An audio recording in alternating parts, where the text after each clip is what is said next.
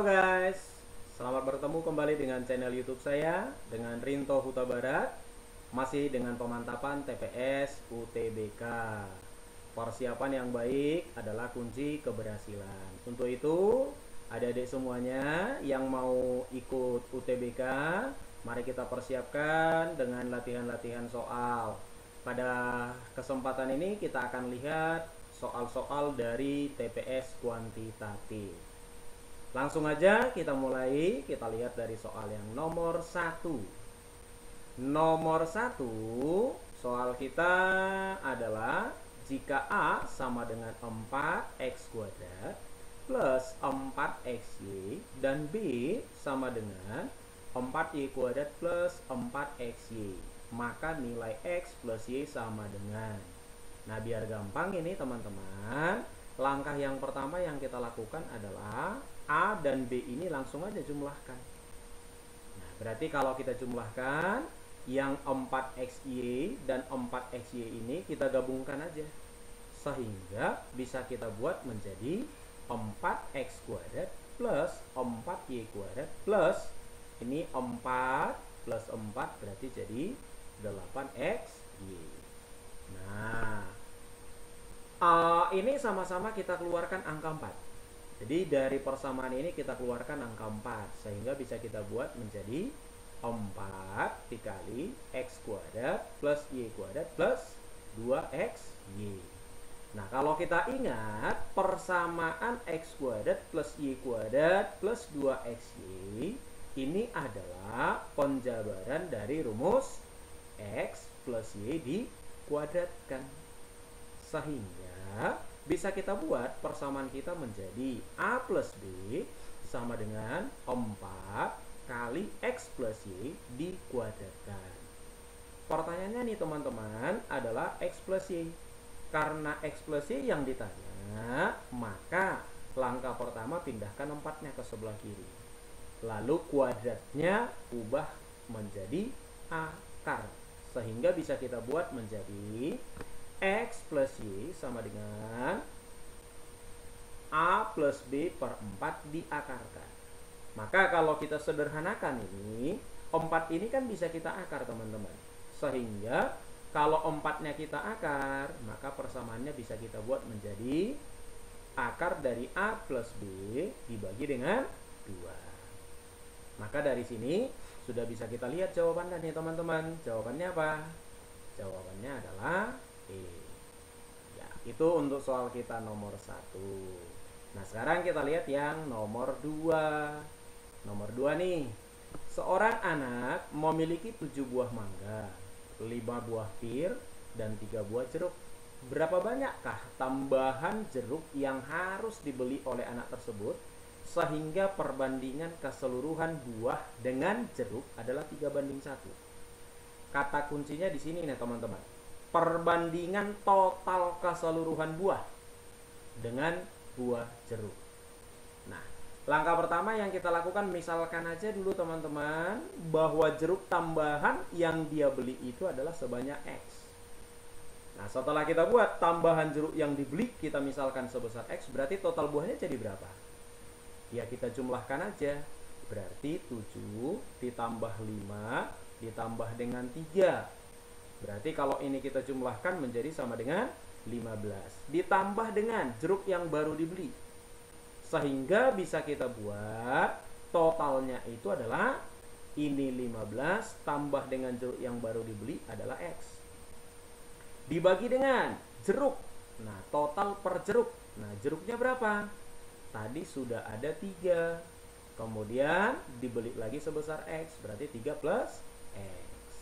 Nah, perhatikan di sini. Katanya perbandingannya itu adalah 3:1. Berarti kita masukkan kemari, gantikan. Total banding jeruk ini adalah 3:1. Maka kita masukkan aja teman-teman. Maka kalau sudah kita masukkan, kita perolehlah persamaannya. 3/1 sama dengan 15 plus X per 3 plus X. Kita kali silang. Kalikan kemari. 3 dikali 3 9. 3 kali X berarti 3X. Satunya kalikan kemari. 1 kali 15 plus 1 kali X. Sehingga Persamaannya bisa kita buat menjadi 9 plus 3x sama dengan 15 plus x. Yang x-nya ini kita pindah ke kiri, yang 9-nya pindah ke kanan, sehingga bisa kita buat 2x sama dengan 6, sehingga dapat x-nya sama dengan 3. Maka jawaban kita adalah banyak jeruk yang harus dibeli adalah sebanyak 3 buah. Jawabannya B. Cukup mudah ya teman-teman ya. Buat teman-teman yang kurang paham, jika ada dari soal ini yang kurang paham, langsung di komen di bawah. Nanti kita akan bahas lagi. Yang berikutnya, jika panjang sebuah persegi panjang ditambah 10% dan lebarnya dikurangi 10%, maka luas persegi panjangnya jadi berapa? Nah, ini yang pertama kita harus ingat lagi teman-teman. Rumus daripada luas persegi panjang itu apa? Rumus luas persegi panjang adalah panjang kali lebar. Berarti di sini ada dua keadaan nih teman-teman. Keadaan pertama apa? Keadaan pertama adalah keadaan sebelum dikurangi dan ditambah. Jadi keadaan pertama sebelum panjangnya ditambahkan. Jadi misalkan awalnya panjangnya adalah sebesar P, lebarnya adalah sebesar L, sehingga luasnya apa? Luasnya adalah P kali L. Karena ini belum diapa-apain, belum dikurangin, belum ditambahkan, maka yang awal ini adalah 100% utuh. Nah, keadaan yang kedua nih teman-teman, kita lihat nih.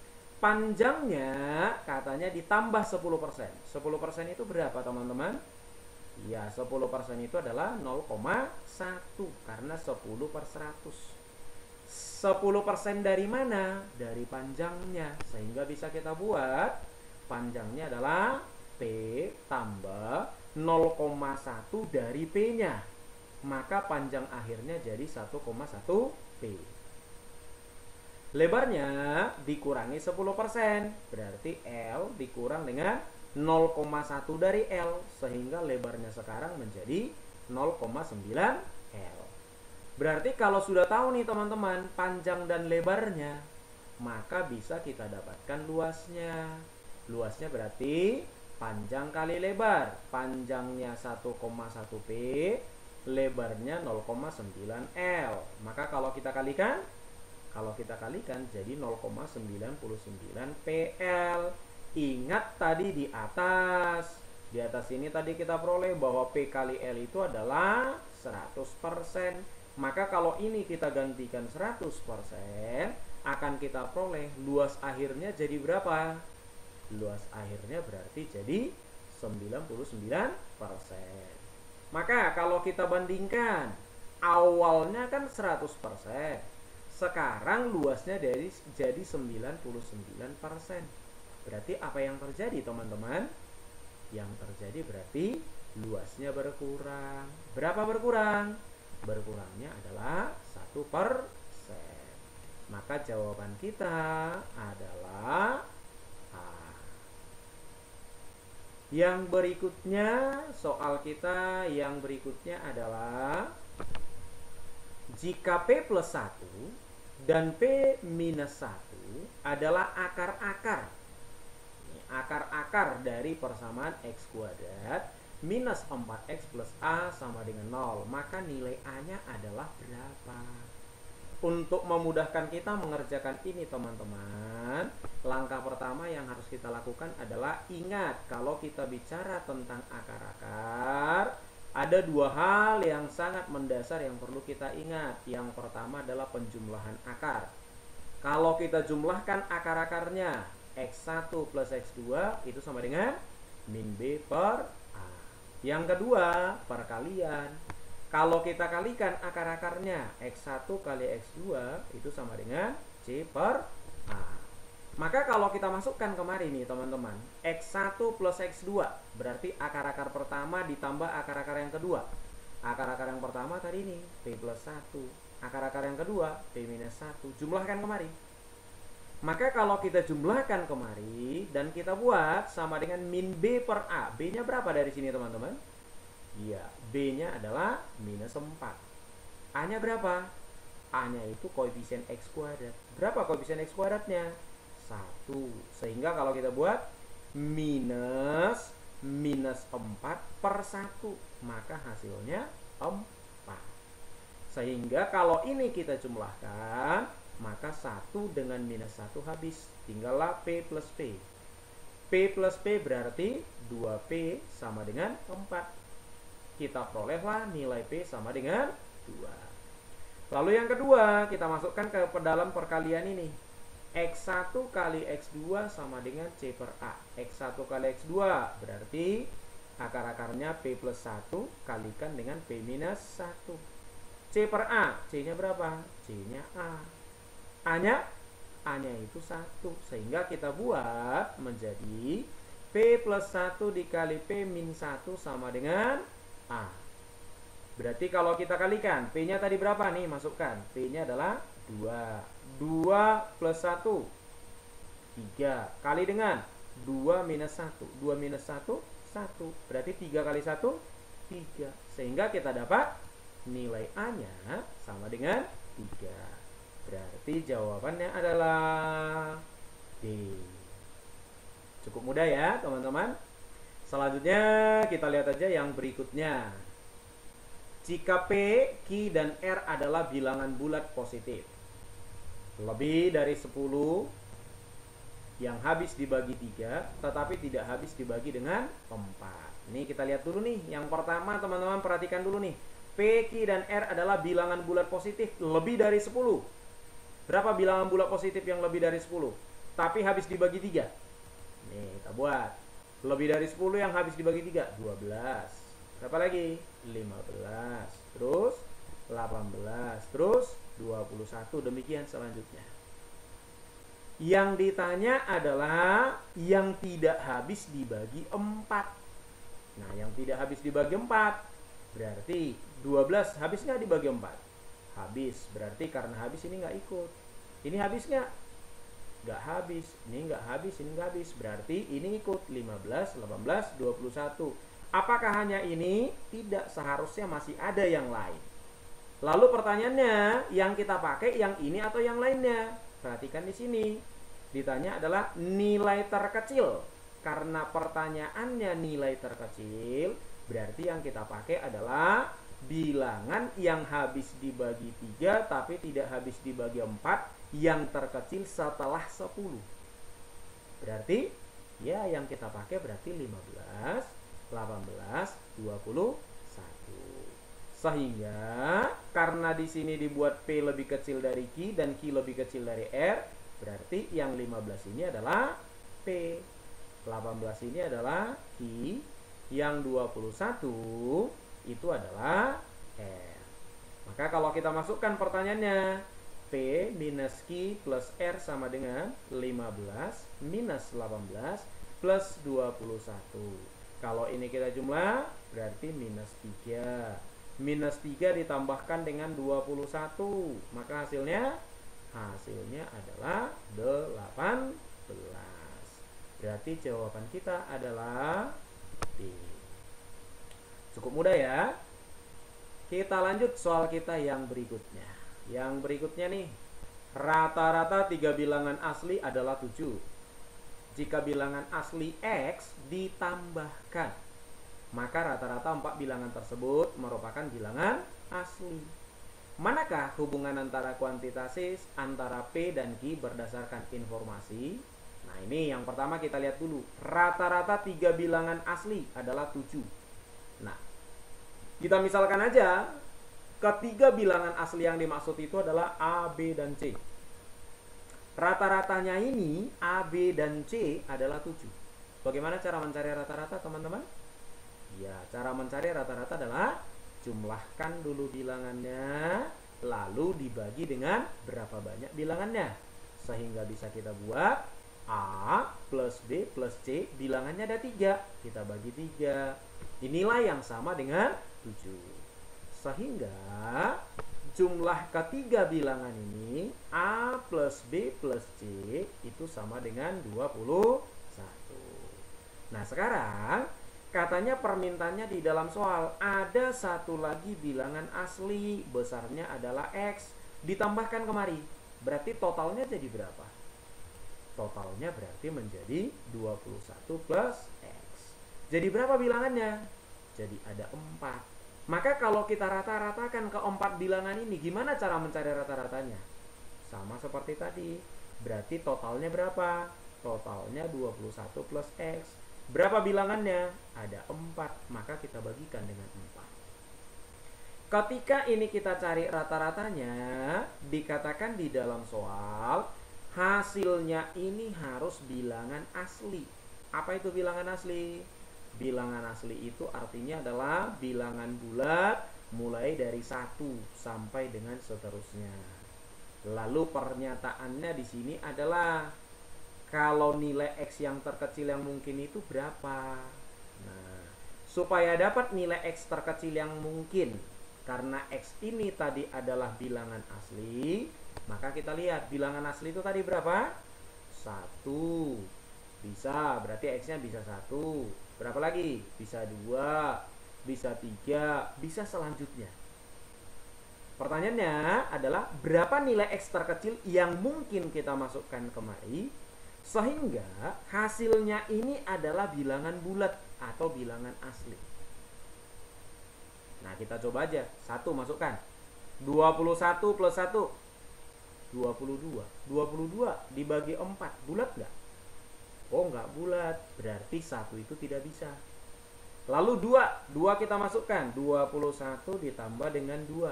Berarti 23. 23 dibagi 4. Bisa nggak? Nggak bulat. Berarti 2 nggak bisa. Coba masukkan 3. 3 berarti 21 plus 3. 24. 24 dibagi 4. 24 dibagi 4 bulat berapa? 6. Berarti yang paling kecil yang mungkin bisa kita masukkan kemari X-nya adalah 3. Sehingga kalau X-nya kita buat 3, Q-nya tadi dibuat datanya adalah 3, berarti kesimpulannya apa? Kesimpulannya berarti nilai P-nya sama dengan nilai Q. Maka jawaban kita adalah C. Kita lanjut teman-teman soal kita yang berikutnya. Ani telah mengikuti tes matematika sebanyak N kali. Nah, N kali ini kita belum tahu. Pada tes berikutnya, ia memperoleh nilai 83, sehingga rata-rata Ani adalah 80. Ini dulu, pertama teman-teman. Ini sudah ada N kali dia mengikuti tes. Lalu ada 1 kali lagi mengikuti tes, nilainya 83, sehingga rata-ratanya adalah 80. Pertanyaannya, bagaimana cara kita mencari rata-rata?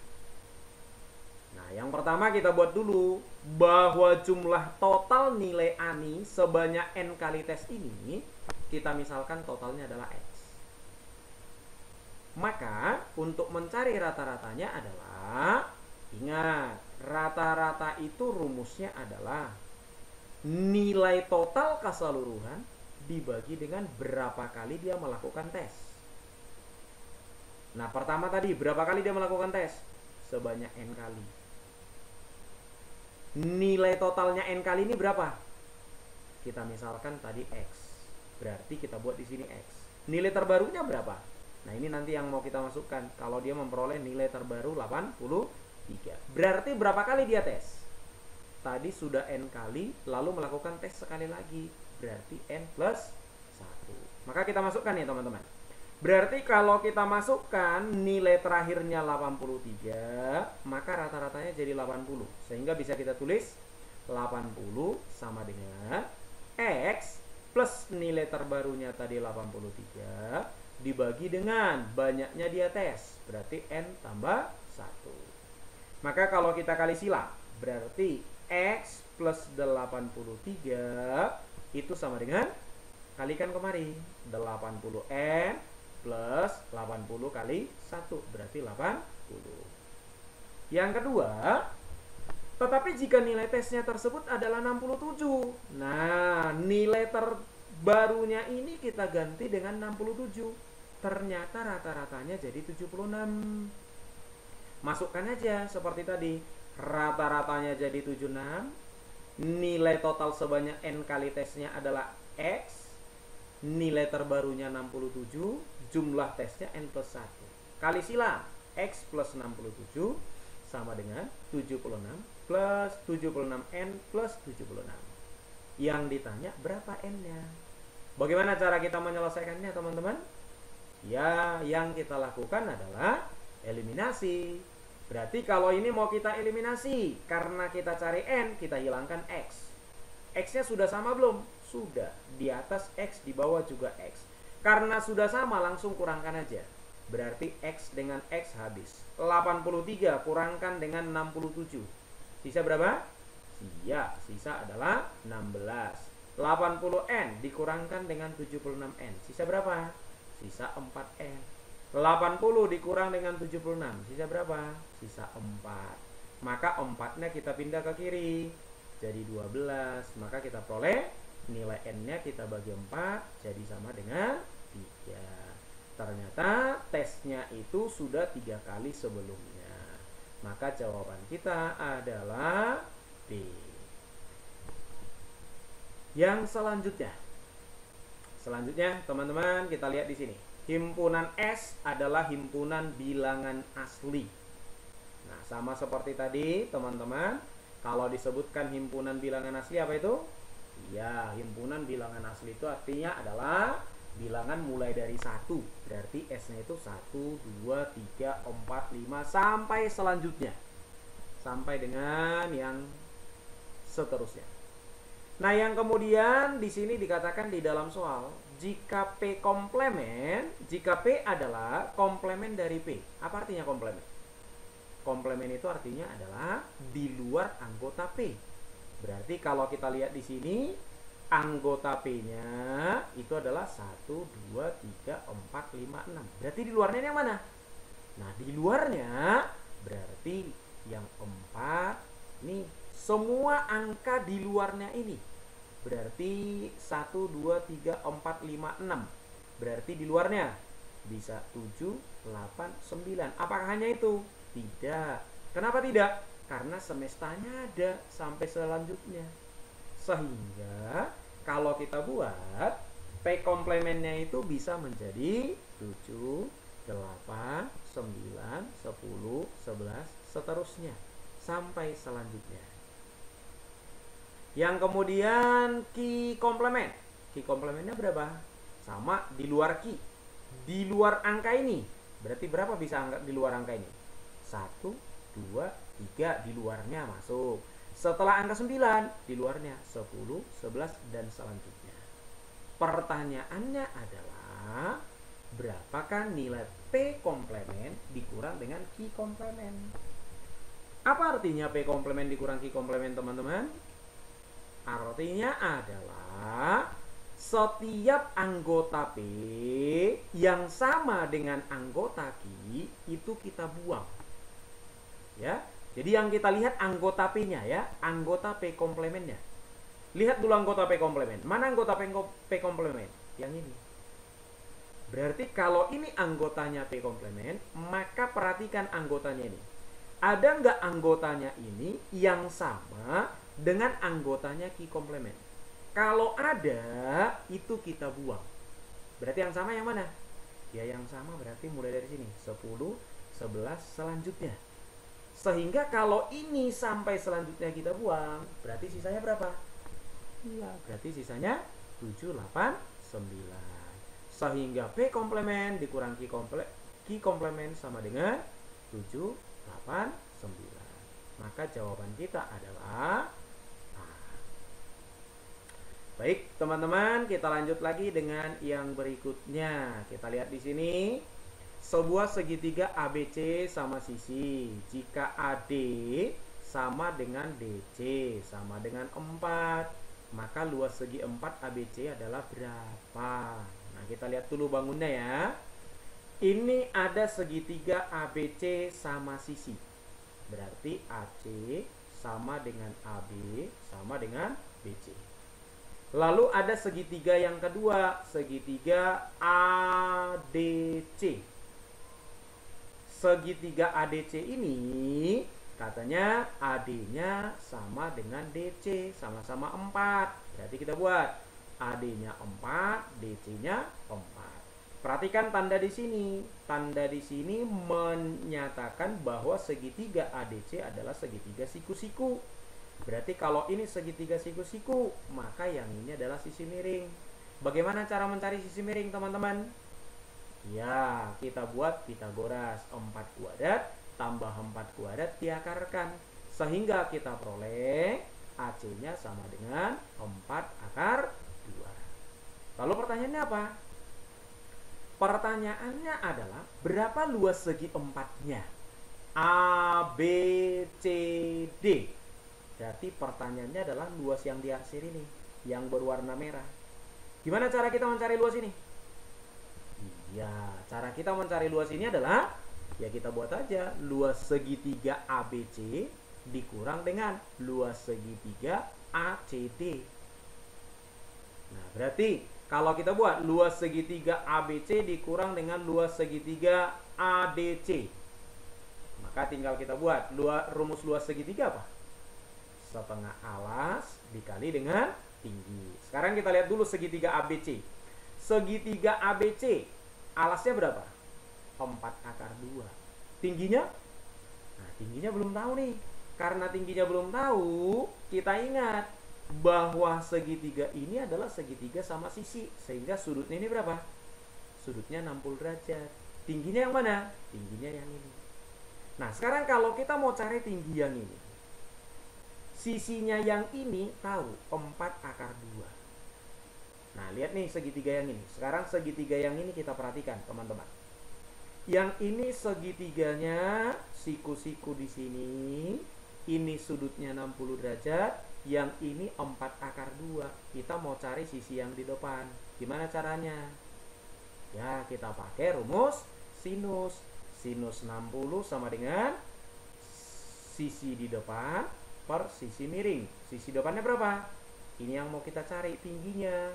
Sisi miringnya ini 4 akar 2. Kok bisa 4 akar 2? Karena ini tadi sama sisi. Kalau ini panjangnya 4 akar 2, berarti ini juga 4 akar 2. Sehingga kalau kita hasilkan sinus 60 itu adalah setengah akar 3 kalikan dengan 4 akar 2. Berarti setengah dikali 4, 2. Akar 3 kali akar 2, akar 6. Maka dari sini akan kita peroleh nilai tingginya adalah 2 akar 6. Masukkan kemari. Luas segitiga ABC, setengah alas kali tinggi. Setengah kali alasnya 4 akar 2. Tingginya?